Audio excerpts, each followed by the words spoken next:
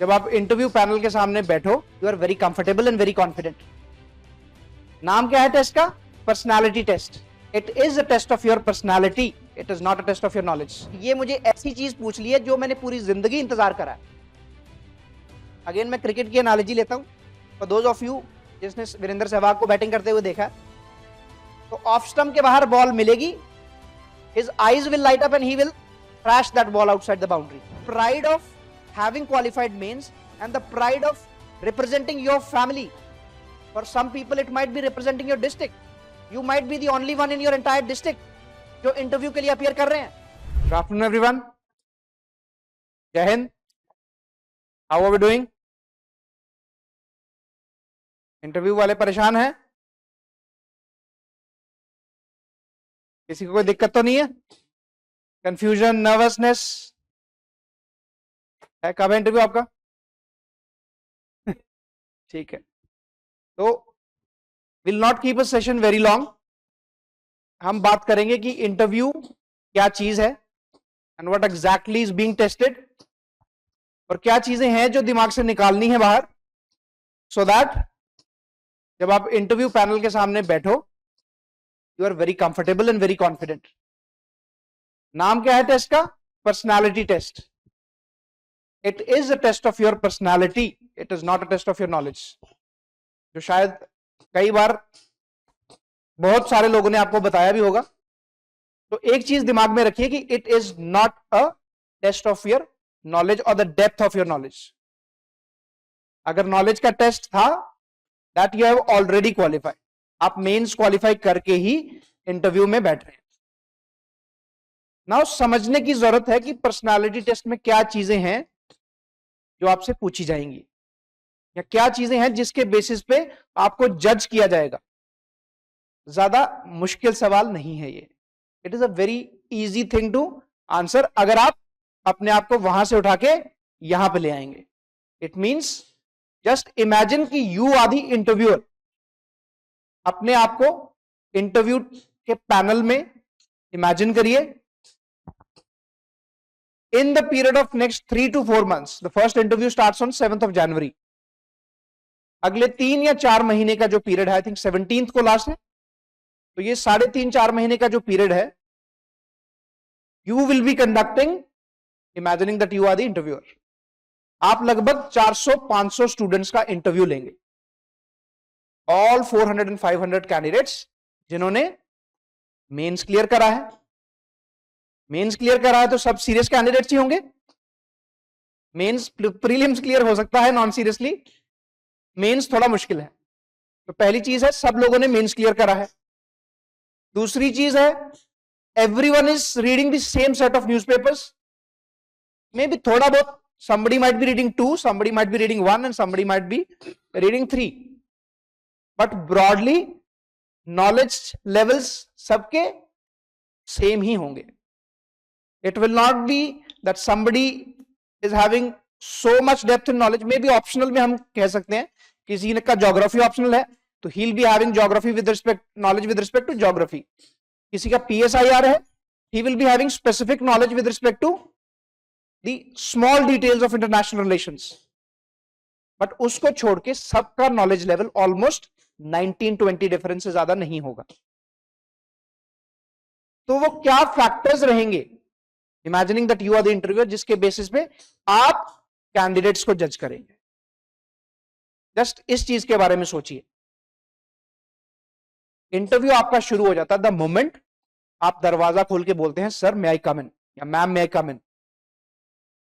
The confidence with which you make that initial or seek that initial permission, may I come in, उसके बाद जो body language से आप walk करते हैं टिल द पॉइंट जहां पे आपका चेयर रखा गया है, एंड उसके बाद कितने कंफर्टेबली होके वहां पे आप बैठते हो। There are few students who start shivering. Interview is not a test, ये चीज आप दिमाग से निकाल दीजिए। It is not an examination. It is just an opportunity for you to interact with some people who have twice the experience or twice the age and manifold the experience that we have. तो पहली चीज जो आपको दिमाग में रखनी है, जो आपको अच्छा परफॉर्म करने में हेल्प करेगी, कि इस पूरे प्रोसेस को, इस पूरी प्रक्रिया को टेस्ट के तौर पर, एग्जाम के तौर पर नहीं लेना है। क्योंकि जब हम एग्जाम के तौर पर इस चीज को लेंगे तो ऑटोमेटिकली सांस फूलेगी, नर्वसनेस आएगा। It is also psychological thing है।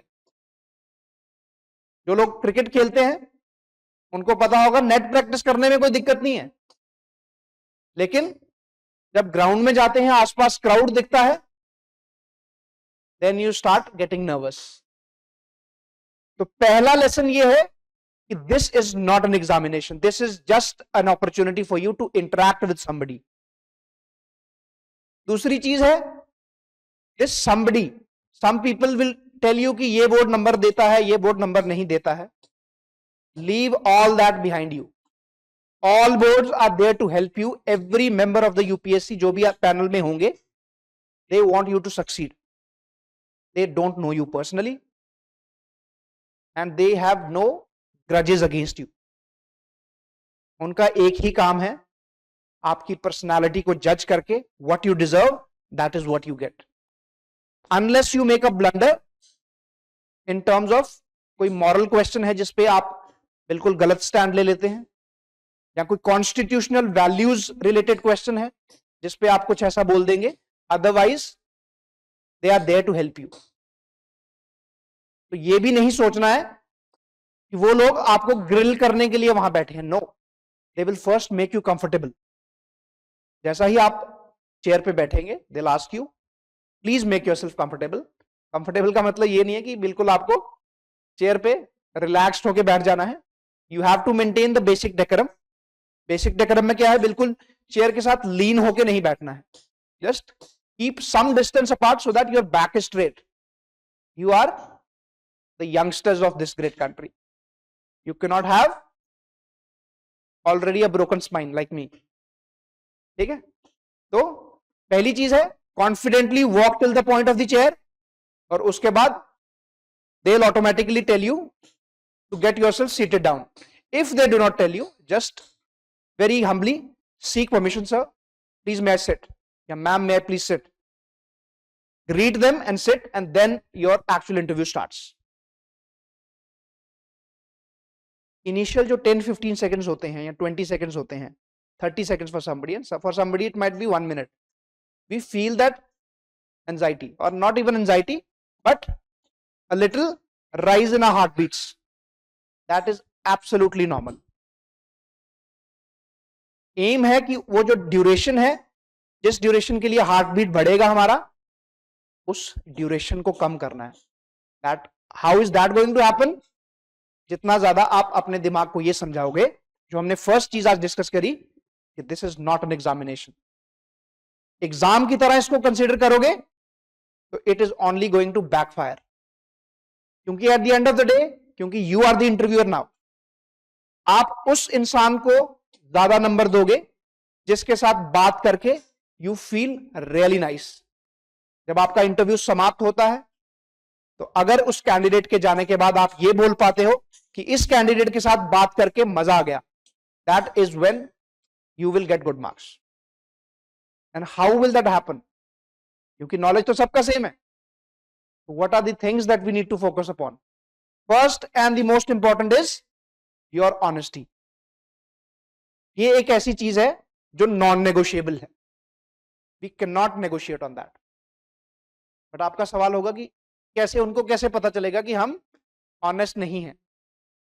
छोटी छोटी चीजें जो शायद आपने डैफ में मेंशन कर रखी होंगी, या फिर आप कोई ऐसा आंसर देंगे जो आपकी पर्सनालिटी के साथ मैच नहीं कर रहा है। अभी एक सवाल पूछा आपसे, फॉर एग्जाम्पल मैं कई बच्चों से सवाल पूछता हूं कि what will you choose, power और मनी? कुछ लोग बोलेंगे पावर, कुछ लोग बोलेंगे मनी। आंसर कोई इसका यूनिवर्सल नहीं है। It depends upon the quality of justification जो आप देते हो। फिर इसके बाद मैं एक और सवाल पूछता हूं, इसको रीइंफोर्स करके, कि suppose you are becoming a civil servant on one side, and on the other side you are getting money which is huge in size, for example may be twice और thrice the size of Indian GDP. तो पहले अगर आपने power कहा है and now you are saying money. So then there is dichotomy. उनको लगेगा either the first one was false or the second one was false. तो ऐसी चीजें जहां पे आपकी इंटीग्रिटी, जहां आपकी ऑनेस्टी पे क्वेश्चन आ जाता है, then it becomes a little difficult. क्योंकि उसी चीज को तो जज करने के लिए वो बैठे हैं वहां पे. They also know कि you are appearing for the interview. सब लोग तैयारी करके आए हैं, मेंस क्लियर करके आए हैं, तो नॉलेज में 19-20 का ही डिफरेंस होगा. फैक्चुअल इंफॉर्मेशन आती है नहीं आती है, ज्यादा फर्क नहीं पड़ता आपसे. There may be certain questions you do not know the answer to. Instead of guessing it without taking permission, अगर आपको नहीं आता है, honestly admit it कि सर मुझे ये नहीं आता है, I am really sorry. और अगर आपको है कि थोड़ा सा आपको रिमोट आइडिया है, you can always take a permission from the board कि sir with your permission I will try. I do not have absolute clarity on this, but if you give the permission I'll just give it a try. उससे दो चीजें हो जाती हैं कि सामने वाले को पता है कि इंडिविजुअल इज नॉट ब्लफिंग.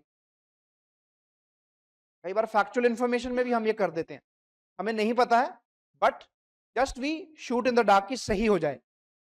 वो उनको दिख जाता है कि individual has guessed and he is trying to make a fool out of अस.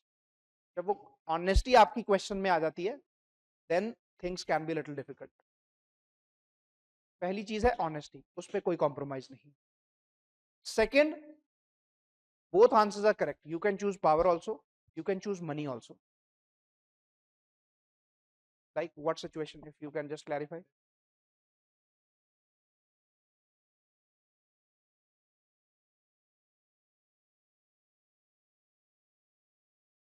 देखो ना, वही तो ऑनेस्टी काम आती है ना. अगर आपने ऑनेस्टली आंसर दिया है कि ये मैं चूज कर रहा हूं और this is the reason, main चीज होती है कि what is the justification that you are giving. वो रीजन क्या है? अगर रीजन आपका इतना स्ट्रांग है, they will not ask you a counter question. लेकिन अगर रीजन ही स्ट्रांग नहीं है, then a counter question will definitely come. यहां उनको आप एक चीज है कि there are two things. One is the strength of your argument, कि आपका आर्गुमेंट कितना स्ट्रांग है. But another thing is the conviction in your voice. जब आप वो चीज बोल रहे हो, कितना उस चीज में इन्वॉल्व होके बोल रहे हो. एक चीज है मैंने सिर्फ सोचा है कि मैंने बोल दिया, हाँ मैं इसलिए पावर चूज कर रहा हूं because I can make a difference to the lives of people. But वो पैशन आपकी आंखों में, आपके चेहरे पे, आपकी टोन में वो दिख रहा है कि नहीं दिख रहा है? Can you make a difference on that? अगर मैं कोई चीज बोलूं, if I say it sir I want to do it because I think I can make a difference, but अगर मैं उस चीज में इन्वॉल्व होकर बोलूं, sir I want to do it because I think this gives me the opportunity to make a difference to the lives of people and this is what I have wanted all my life. There is a difference between both. Content same hai, but the conviction with which you speak, that light on your eyes, light in your eyes and that facial expressions, ye bachcha is answer mein pura involve hoke, he is a stakeholder in this. That is what will create the difference. aap paisa choose karna hai, money choose karna hai, that is secondary. main sawal paisa ya money ka nahi hai, या power का नहीं है. The question is with respect to उसके पीछे का background क्या है, what is the justification that you are giving for that. पहली चीज हो गई honesty. Second thing is conviction. वो मैंने ऑलरेडी बता दिया विद एग्जांपल. अगर आपके शब्दों में, आपके चेहरे पे, आपकी आंखों में वो चमक नहीं है, सपोज अगर आपसे सवाल पूछा जाता है कि why do you want to become a civil servant, mostly ये सवाल पूछा भी जाता है. Now for somebody, कोई ऐसा इंसान, कोई ऐसा बच्चा जिसने पूरी जिंदगी सिविल सर्वेंट बनने का सपना देखा है, उससे जब आप ये सवाल पूछेंगे ना, his eyes will light up. ये मुझे ऐसी चीज पूछ ली है जो मैंने पूरी जिंदगी इंतजार करा है. अगेन मैं क्रिकेट की एनालॉजी लेता हूं. फॉर दोज ऑफ यू जिसने वीरेंद्र सहवाग को बैटिंग करते हुए देखा है, तो ऑफ स्टंप के बाहर बॉल मिलेगी, his eyes will light up and he will thrash that ball outside the boundary. तो वो चमक आपके रीजन में दिखनी चाहिए, आपके आंसर में दिखनी चाहिए. आपसे पूछा कि सिविल सर्वेंट क्यों बनना चाहते हो, you can have your reason, but जब आप बताओगे कि sir right from the day I was in class 3rd, class 4, जब भी आप बोलते हो मैंने सोचा है कि मैं एक ही काम करूंगा, and that is public welfare, public service. मैंने अपने आप को किसी और चीज में देखा ही नहीं है। वो कन्विक्शन जब आपकी आंखों में वो सच दिखता है, हमें दिखे ना दिखे, मे बी हमारी जनरेशन जो है वो शायद सोशल मीडिया ज्यादा देखती है और लोगों की आंखों में कम देखती है, but with their experience, 40 years का उनको तो एडमिनिस्ट्रेटिव एक्सपीरियंस ही है, 30-35 इयर्स, 60 साल उनकी उम्र है ऑन एन एवरेज, बड़ा कम हो सकती है, 4 years plus and minus, but with that amount of experience, क्या आपको लगता है कि they can not differentiate between somebody who is faking and somebody who is genuine? That is what they have been trained for, but that is what they are doing day in and day out. वो रोज ऐसे interviews ले रहे हैं और वो दिख जाता है जिस बच्चे में एनर्जी है, जिस बच्चे में नहीं है, दैट इज क्वाइट विजिबल। तो उस चीज पे कोई कॉम्प्रोमाइज नहीं, एक आपने ऑनेस्टी पे कोई कॉम्प्रोमाइज नहीं करना है, और दूसरी चीज है कंसिडरेट कि it is a matter of pride for yourself that you are appearing for an interview. पहली चीज तो हमें पता है कि यूपीएससी अपने आप में एक ऐसी चीज है जिसमें लाखों बच्चे अपेयर करते हैं, सिर्फ कुछ ही 10-15 हजार ही मेंस लिख पाते हैं, उसमें से भी सिर्फ 2500-3000 के बीच इंटरव्यू के लिए बुलाए जाते हैं। Consider that you are doing something which people only dream of. There are many people who never give the interviews, they never reach this stage. वो जो pride of having reached this stage, that should be visible. वो exuberance, वो energy, आपका first interview हो सकता है, आपका last interview हो सकता है, बट अगर आप एक्चुअली में अंदर से प्राउड फील कर रहे हैं, there is a difference between feeling proud and feeling what we call in Hindi घमंडनी फील करना कि आपने बहुत कुछ अचीव कर लिया, कुछ नहीं अचीव करा। इवन आप सिविल सर्वेंट भी बन जाओगे, civil servant is not an achievement, achievement होगी जब उसके बाद आप क्या करोगे, ठीक है।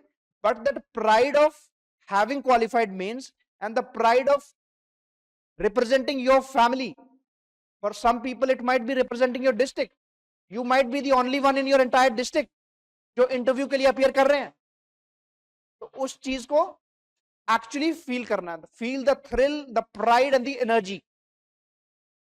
देयर विल बी पीपल जो इंटरव्यू दे रहे हैं, हो सकता है आप अपने घर पे, मोस्ट लॉजिक बहुत लोगों के लिए ऐसा होगा कि घर पे तो वो पहला ही इंसान होगा जो यूपीएससी का इंटरव्यू दे रहा है, कई ऐसे भी होंगे जो गांव में पहले इंसान होंगे, कई ऐसे होंगे जो शहर में होंगे, देयर में भी पीपल जो एंटायर डिस्ट्रिक्ट में पहला इंसान होगा जो उस इंटरव्यू के लिए जा रहा है। Feel proud about that, feel that pride.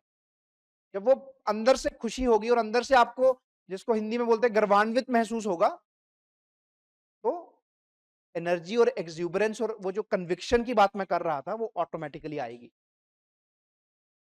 वो दिखना चाहिए।